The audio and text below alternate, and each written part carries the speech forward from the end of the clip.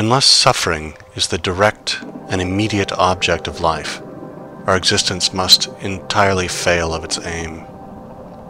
It is absurd to look upon the enormous amount of pain that abounds everywhere in the world and originates in needs and necessities inseparable from life itself as serving no purpose at all and the result of mere chance. Each separate misfortune as it comes seems, no doubt, to be something exceptional, but misfortune in general is the rule. I know of no greater absurdity than that propounded by most systems of philosophy in declaring evil to be negative in its character. Evil is just what is positive. It makes its own existence felt. Leibniz is particularly concerned to defend this absurdity, and he seeks to strengthen his position by using a palpable and paltry sophism. Translator's note. Confer Theod, section 153. Leibniz argued that evil is a negative quality, i.e., the absence of good, and that its active and seemingly positive character is an incidental and not an essential part of its nature. Cold, he said, is only the absence of the power of heat, and the active power of expansion in freezing water is an incidental and not an essential part of the nature of cold. The fact is that the power of expansion in freezing water is really an increase of repulsion amongst its molecules, and Schopenhauer is quite right in calling the whole argument a sophism. End translator's note. It is the good which is negative. In other words, happiness and satisfaction always imply some desire fulfilled, some state of pain brought to an end. This explains the fact that we generally find pleasure to be not nearly so pleasant as we expected, and pain very much more painful. The pleasure in this world, it has been said, outweighs the pain, or at any rate, there is an even balance between the two. If the reader wishes to see shortly whether this statement is true, let him compare the respective feelings of two animals, one of which is engaged in eating the other. The best consolation in misfortune or affliction of any kind will be the thought of other people who are in a still worse plight than yourself. And this is a form of consolation open to everyone. But what an awful fate this means for mankind as a whole. We are like lambs in a field, disporting themselves under the eye of the butcher, who chooses out first one and then another for his prey. So it is that in our good days we are all unconscious of the evil fate may have presently in store for us: sickness, poverty, mutilation, loss of sight or reason. No little part of the torment of existence lies in this, that time is continually pressing upon us, never letting us take breath, but always coming after us like a taskmaster with a whip. If at any moment time stays his hand, it is only when we are delivered over to the misery of boredom. But misfortune has its uses, for as our bodily frame would burst asunder if the pressure of the atmosphere was removed, so, if the lives of men were relieved of all need, hardship, and adversity, if everything they took in hand were successful, they would be so swollen with arrogance that, though they might not burst, they would present the spectacle of unbridled folly, nay, they would go mad. And I may say, further, that a certain amount of care or pain or trouble is necessary for every man at all times. A ship without ballast is unstable and will not go straight. Certain it is that work, worry, labor, and trouble form the lot of almost all men their whole life long. But if all wishes were fulfilled as soon as they arose, how would men occupy their lives? What would they do with their time? If the world were a paradise of luxury and ease, a land flowing with milk and honey, where every jack obtained his Jill at once and without any difficulty, men would either die of boredom or hang themselves, or there would be wars, massacres, and murders, so that, in the end, mankind would inflict more suffering on itself than it has now to accept at the hands of nature. In early youth, as we contemplate our coming life, we are like children in the theater before the curtain is raised, sitting there in high spirits and eagerly waiting for the play to begin. It is a blessing that we do not know what is really going to happen. Could we foresee it? There are times when children might seem like innocent prisoners condemned not to death, but to life, and as yet all unconscious of what their sentence means. Nevertheless, every man desires to reach old age, in other words, a state of life of which it may be said, "It is bad today, and it will be worse tomorrow, and so on till the worst of all."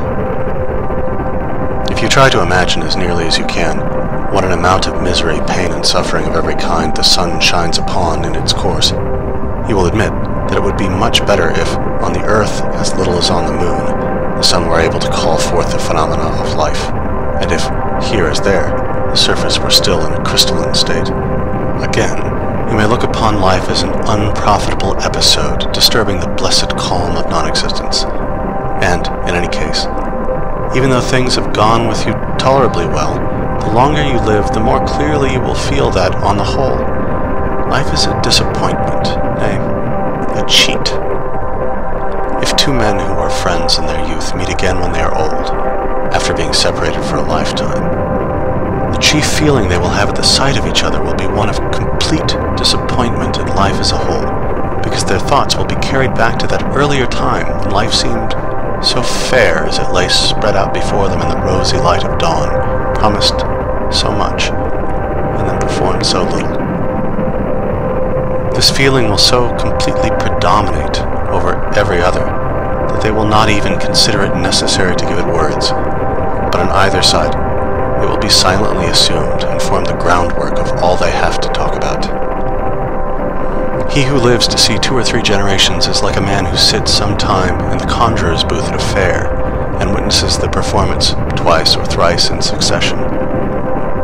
The tricks were meant to be seen only once, and when they are no longer a novelty and cease to deceive, their effect is gone. While no man is much to be envied for his lot, there are countless numbers whose fate is to be deplored. Life is a task to be done.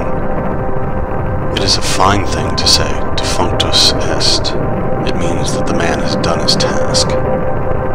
If children were brought into the world by an act of pure reason alone, would the human race continue to exist? Would not a man rather have so much sympathy with the coming generation as to spare it the burden of existence, or at any rate, not take it upon himself to impose that burden upon it in cold blood? I shall be told, I suppose, that my philosophy is comfortless, because I speak the truth, and people prefer to be assured that everything the Lord has made is good. Go to the priest, then, and leave philosophers in peace. At any rate, do not ask us to accommodate our doctrines to the lessons you have been taught. That is what those rascals of sham philosophers will do for you.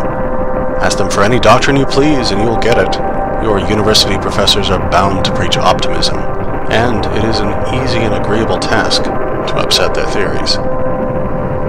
I have reminded the reader that every state of welfare, every feeling of satisfaction, is negative in its character. That is to say, it consists in freedom from pain, which is the positive element of existence. It follows, therefore, that the happiness of any given life is to be measured not by its joys and pleasures, but by the extent to which it has been free from suffering, from positive evil. If this is the true standpoint, the lower animals appear to enjoy a happier destiny than man. Let us examine the matter a little more closely.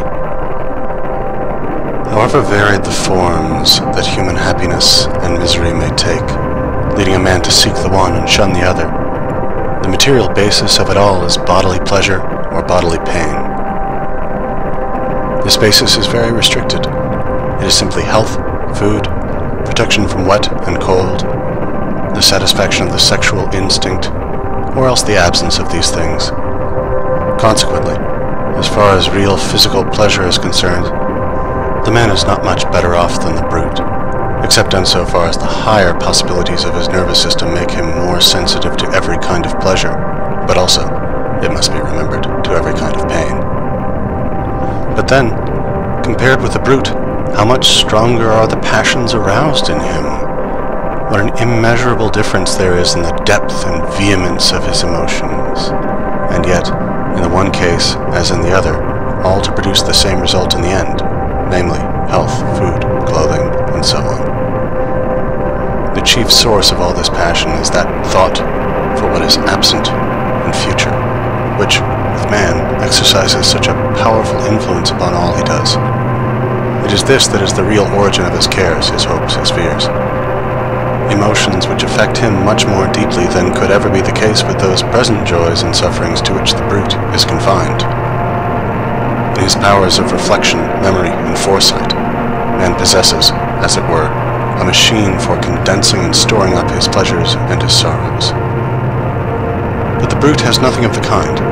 Whenever it is in pain, it is as though it were suffering for the first time, even though the same thing should have previously happened to it times out of number. It has no power of summing up its feelings, hence its careless and placid temper. How much it is to be envied! But in man, reflection comes in, with all the emotions to which it gives rise, and taking up the same elements of pleasure and pain which are common to him and the brute, it develops his susceptibility to happiness and misery to such a degree that, at one moment, the man is brought in an instant to a state of delight that may even prove fatal, at another to the depths of despair and suicide. If we carry our analysis a step farther, we shall find that, in order to increase his pleasures, man has intentionally added to the number and pressure of his needs, which in their original state were not much more difficult to satisfy than those of the brute. Hence, luxury in all its forms, delicate food, the use of tobacco and opium, spirituous liquors, fine clothes, and the 1,001 things that he considers necessary to his existence. And above and beyond all this, there is a separate and peculiar source of pleasure and consequently of pain, which man has established for himself, also as the result of using his powers of reflection. And this occupies him out of all proportion to its value, nay, almost more than all his other interests put together. I mean ambition, and the feeling of honor and shame. In plain words, what he thinks about the opinion other people have of him. Taking 1,000 forms, often very strange ones, this becomes the goal of almost all the efforts he makes that are not rooted in physical pleasure or pain. It is true that besides the sources of pleasure which he has in common with the brute, man has the pleasures of the mind as well. These admit of many gradations, from the most innocent trifling or the merest talk up to the highest intellectual achievements. But there is the accompanying boredom to be set against them on the side of suffering. Boredom is a form of suffering unknown to brutes, at any rate in their natural state. It is only the very cleverest of them who show faint traces of it when they are domesticated, whereas in the case of man it has become a downright scourge. The crowd of miserable wretches whose one aim in life is to fill their purses, but never to put anything into their heads, offers a singular instance of this torment of boredom. Their wealth becomes a punishment by delivering them up to misery of having nothing to do. For to escape it, they will rush about in all directions, traveling here, there, and everywhere. No sooner do they arrive in a place than they are anxious to know what amusements it affords, just as though they were beggars asking where they could receive a dole. Of a truth, need and boredom are the two poles of human life. Finally, I may mention that as regards the sexual relation, a man is committed to a peculiar arrangement which drives him obstinately to choose one person. This feeling grows now and then into a more or less passionate love, which is the source of little pleasure and much suffering. It is, however, a wonderful thing that the mere addition of thought should serve to raise such a vast and lofty structure of human happiness and misery, resting, too, on the same narrow basis of joy and sorrow as man holds in common with the brute, and exposing him to such violent emotions, to so many storms of passion, so much convulsion of feeling, that what he has suffered stands written, and may be read in the lines on his face. And yet, when all is told, he has been struggling ultimately for the same things as the brute has attained, and with an incomparably smaller expenditure of passion and pain. But all this contributes to increase the measures of suffering in human life, out of all proportion to its pleasures, and the pains of life are made much worse for man by the fact that death is something very real to him. The brute flies from death instinctively, without really knowing what it is, and therefore without ever contemplating it in the way natural to a man, who has this prospect always before his eyes. So that, even if only a few brutes die a natural death, and most of them live only just long enough to transmit their species, and then, if not earlier, become the prey of some other animal, whilst Man, on the other hand, manages to make so-called natural death the rule, to which, however, there are a good many exceptions. The advantage is on the side of the brute, for the reasons stated above. But the fact is that man attains the natural term of years just as seldom as the brute, because the unnatural way in which he lives and the strain of work and emotion lead to a degeneration of the race, and so his goal is not often reached. The brute is much more content with mere existence than man. The plant is wholly so, and man finds satisfaction in it just in proportion as he is dull and obtuse. Accordingly, the life of the brute carries less sorrow with it, but also less of joy when compared with the life of man. And while this may be traced on the one side to freedom from the torment of care and anxiety, it is also due to the fact that hope, in any real sense, is unknown to the brute. It is thus deprived from any share in that which gives us the most and best of our joys and pleasures, the mental anticipation of a happy future, and the inspiriting play of fantasy, both of which we owe to our power of imagination. If the brute is free from care, it is also, in this sense, without hope. In either case, because its consciousness is limited to the present moment, to what it can actually see before. The brute is an embodiment of present impulses, and hence what elements of fear and hope exist in its nature, and they do not go very far, arise only in relation to objects that lie before it and within reach of those impulses. Whereas a man's range of vision embraces the whole of his life and extends far into the past and future. Following upon this, there is one respect in which brutes show real wisdom when compared to us. I mean their quiet, placid enjoyment of the present moment. The tranquility of mind which this seems to give them often puts us to shame, for the many times we allow our thoughts and our cares to make us restless and discontented.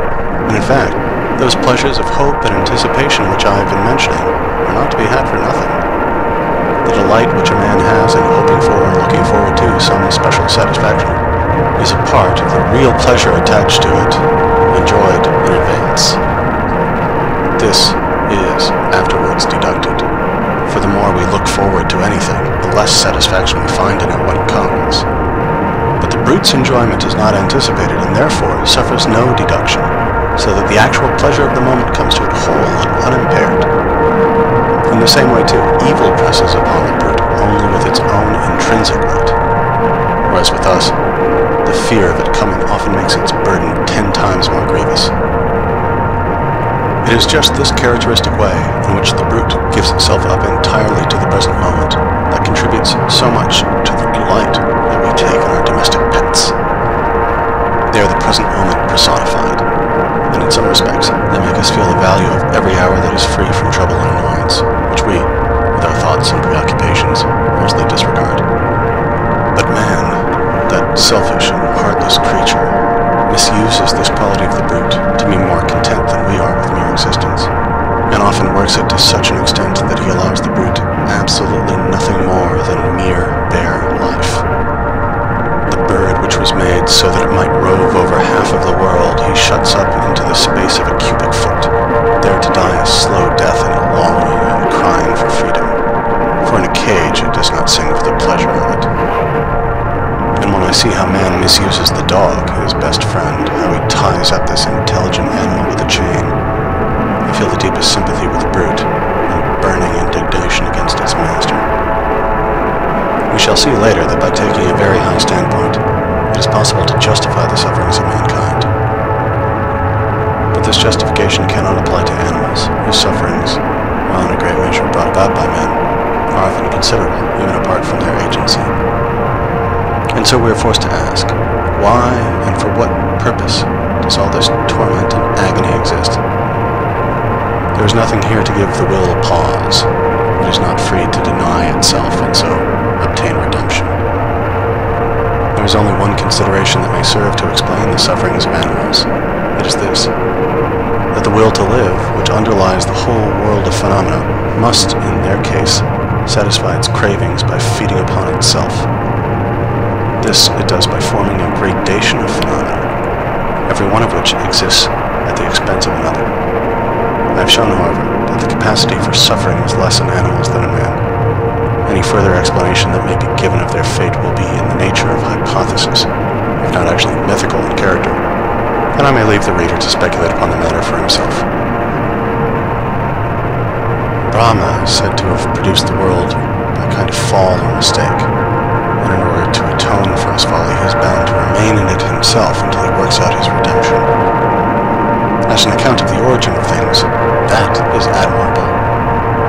According to the doctrines of Buddhism, the world came into being as the result of some inexplicable disturbance in the heavenly calm of nirvana, that blessed state obtained by expiation, which had endured for so long a time, the change taking place by a kind of fatality. This explanation must be understood as having at bottom some moral bearing, although it is illustrated by an exactly parallel theory in the domain of physical science, which places the origin of the sun in a primitive streak of mist, formed one knows not how. Subsequently, by a series of moral errors, the world became gradually worse and worse, true of the physical orders as well, until it assumed the dismal aspect it wears today. Excellent.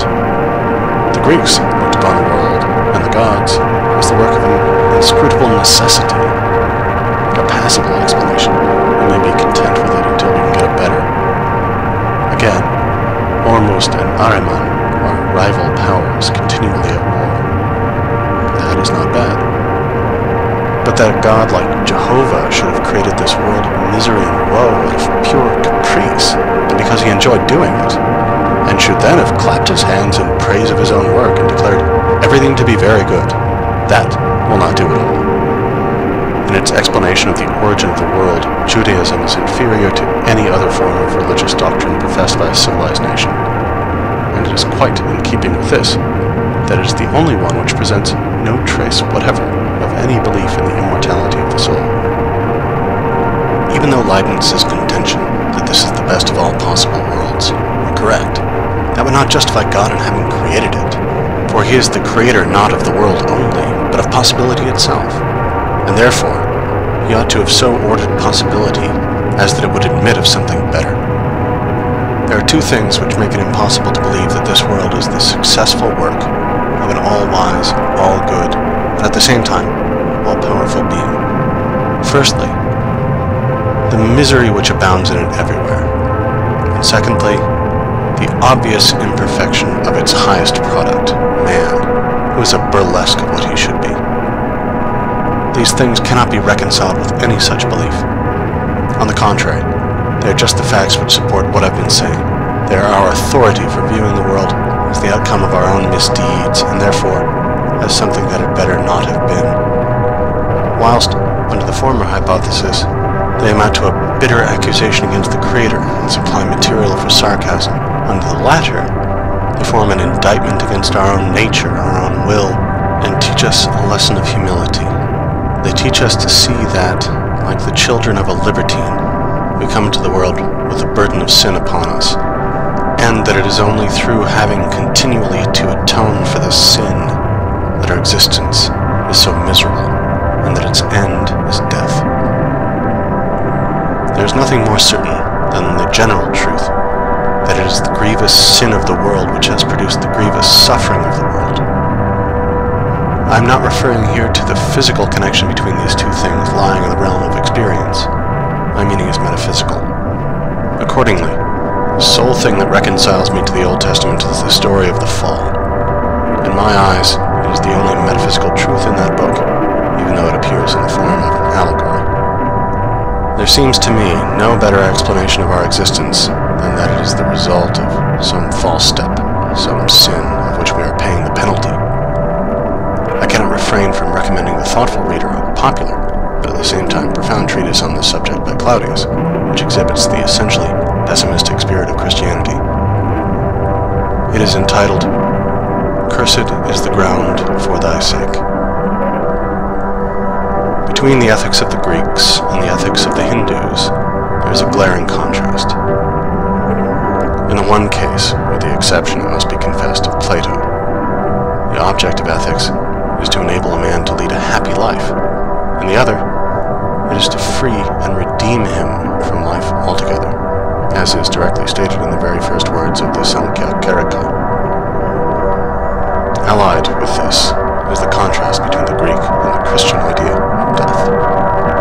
is strikingly presented in a visible form on a fine antique sarcophagus in the Gallery of Florence, which exhibits in relief the whole series of ceremonies attending a wedding in ancient times, from the formal offer to the evening when Hymen's torch lights the happy couple's home.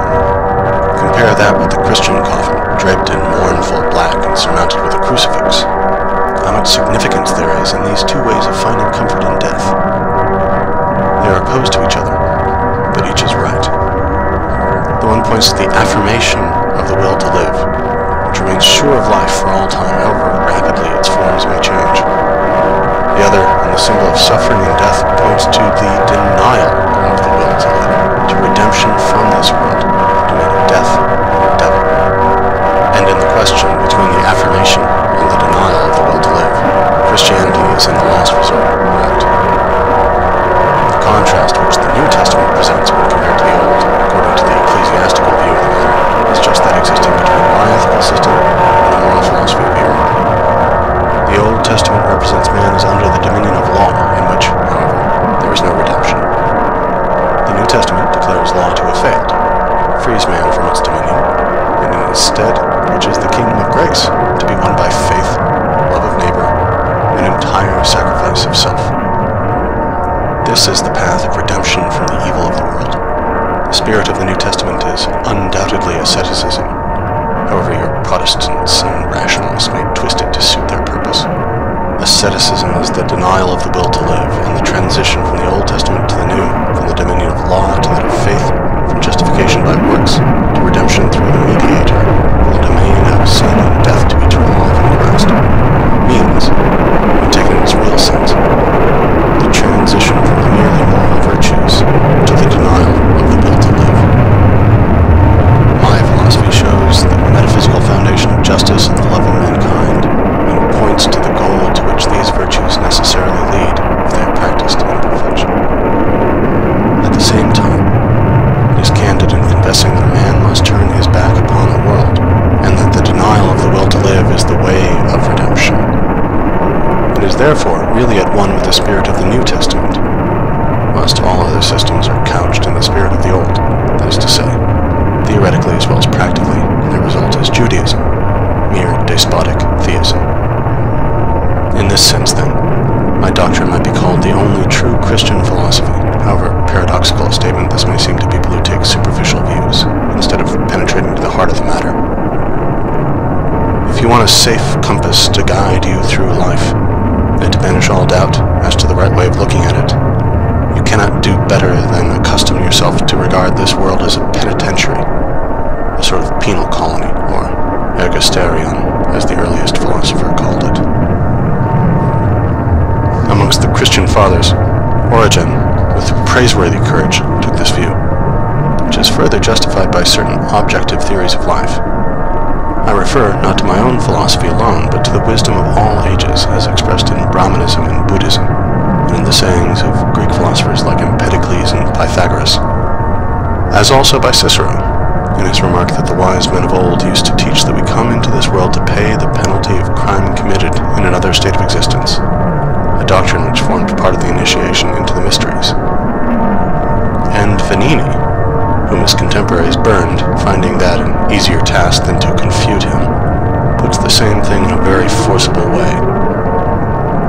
Man, he says, is so full of every kind of misery that were it not repugnant to the Christian religion, I should venture to affirm that if evil spirits exist at all, they have posed into human form and are now atoning for their crimes. And true Christianity, using the word in its right sense, also regards our existence as the consequence of sin and error. If you accustom yourself to this view of life, you will regulate your expectations accordingly, and cease to look upon all its disagreeable incidents, great and small, its sufferings, its worries, its misery, as anything unusual or irregular. Nay, you will find that everything is as it should be, in a world where each of us pays the penalty of existence in his own peculiar way. Amongst the evils of a penal colony is the society of those who form it. And if the reader is worthy of better company, he will need no words from me to remind him of what he has to put up with at present. if he has a soul above the common, or if he is a man of genius, he will occasionally feel like some noble prisoner of state, condemned to work in the galleys with common criminals, and he will follow his example and try to isolate himself. In general, however, it should be said that this view of life will enable us to contemplate the so-called imperfections of the great majority of men, their moral and intellectual deficiencies and the resulting base type of countenance, without any surprise, to say nothing of indignation. For we shall never cease to reflect where we are, and that the men about us are beings conceived and born in sin, and living to atone for it. That is what Christianity means in speaking of the sinful nature of man. Pardon's the word to all. Whatever folly men commit, be their shortcomings or their vices what they may, let us exercise forbearance, remembering that when these faults appear in others, it is our follies and vices that we behold. They are the shortcomings of humanity, to which we belong, whose faults, one and all, we share. Yes, even those very faults at which we now wax so indignant, merely because they have not yet appeared in ourselves. They are faults that do not lie on the surface, but they exist down there in the depths of our nature. And should anything call them forth, they will come and show themselves, just as we now see them in others. One man, it is true, may have faults that are absent in his fellow, and it is undeniable that the sum total of bad qualities is in some cases very large, for the difference of individuality between man and man passes all measure. In fact, the conviction that the world and man is something that had better not have been is of a kind to fill us with indulgence towards one another. Nay, from this point of view, we might well consider the proper form of address to be not Monsieur, Sir, mein Herr, but my fellow sufferer, Soci Malorum, Compagnon de Misere. This may perhaps sound strange, but it is in keeping with the facts. It puts others in a right light, and it reminds us of that which is after all the most necessary thing in life: tolerance, patience, regard, and love of neighbor, of which everyone stands in need, and which, therefore, every man owes to his fellow.